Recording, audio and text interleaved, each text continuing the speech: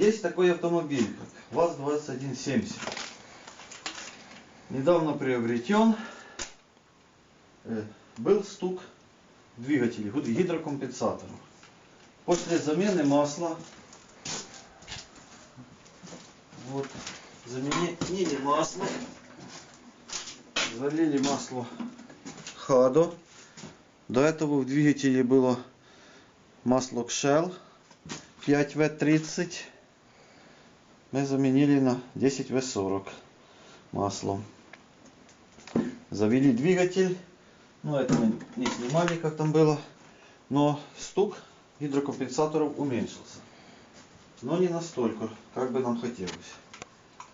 После приобретения данной присадки для гидрокомпенсаторов, вот тут ликвимойли, была залита присадка.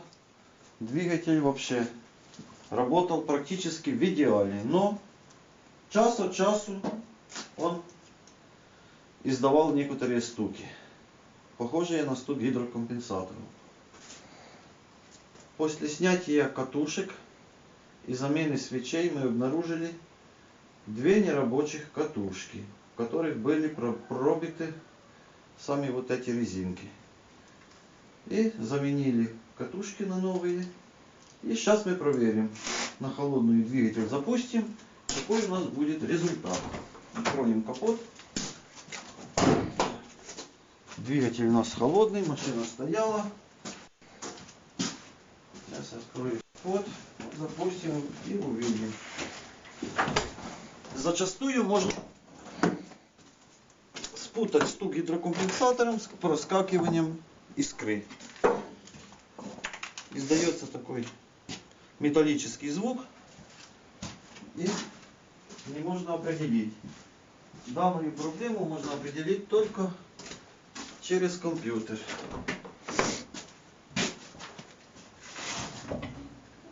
Запускаем двигатель.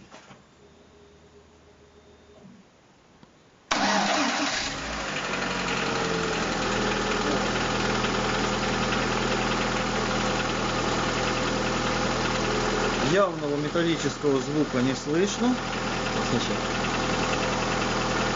Двигатель работает ровно. Нет ни вибраций и прочей фигни. Сейчас он немножко прогреется и будем делать выводы.